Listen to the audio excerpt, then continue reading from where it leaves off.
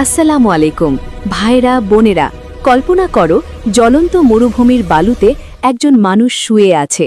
চামড়া পুড়ে যাচ্ছে, বুকে ভারী পাথর, চাবুকের আঘাতে রক্ত ঝরছে। কিন্তু তার মুখ থেকে বের হচ্ছে শুধু দুটো শব্দ, আহাদ আহাদ। এটা কোনো সিনেমার সিন নয়, এটা সত্যি ঘটনা, ইসলামের প্রথম যুগের এক অসাধারণ হিরোর গল্প। যদি তোমার জীবনে কষ্ট আছে, যদি মনে হয় সব শেষ, তাহলে এই ভিডিওটা শেষ পর্যন্ত দেখো, কারণ এই গল্প তোমার জীবন বদলে দিতে পারে। চলো গল্প শুরু।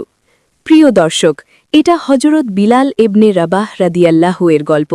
ইসলামের প্রথম মুয়াজ্জিন, যিনি একজন কৃতদাস হয়েও পুরো দুনিয়াকে শিখিয়ে দিয়েছেন ঈমানের শক্তি।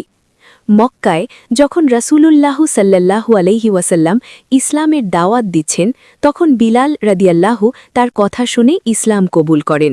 কিন্তু তার মালিক উমাইয়া ইবনে খালাফ, ইসলামের কট্টর শত্রু, এটা মেনে নেয় না। শুরু হয় অমানুষিক নির্যাতন, জ্বলন্ত বালুর উপর উলঙ্গ করে শোয়ানো, বুকে পাথর চাপিয়ে চাবুক মারা। উমাইয়া চিৎকার করে, ইসলাম ছাড়, লা ইলাহা ইল্লাল্লাহ বলা বন্ধ কর। কিন্তু বিলাল রাদিয়াল্লাহু, তার উত্তর শুধু আহাদ আহাদ, আল্লাহ এক, আল্লাহ এক। ভেবে দেখো, আমরা ছোট কষ্টে ভেঙে পড়ি, কিন্তু বিলাল রাদিয়াল্লাহু আল্লাহর উপর ভরসা রেখে সব সহ্য করলেন। অবশেষে হজরত আবু বকর রাদিয়াল্লাহু তাকে মুক্ত করেন। আর মক্কা বিজয়ের দিন রাসূল সাল্লাল্লাহু আলাইহি ওয়াসাল্লাম বললেন, বিলাল, কাবার চূড়ায় উঠে আজান দাও। সেই আজান শুনে শত্রুরা কাঁপল। কৃতদাস থেকে ইসলামের গৌরব, এটাই আল্লাহর কুদরত। শিক্ষা যা তোমাকে মোটিভেট করবে: ১. কষ্ট আসবেই, কিন্তু আহাদ বলে ধৈর্য ধরো। ২.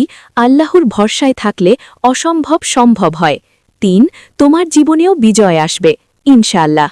যদি এই গল্প তোমাকে টাচ করেছে, তাহলে লাইক, শেয়ার করো আর কমেন্টে তোমার কষ্টের গল্প শেয়ার করো। পরের ভিডিওতে আরও পাওয়ারফুল স্টোরি আসছে। আল্লাহ আমাদের ঈমান অটুট রাখুন। আমিন।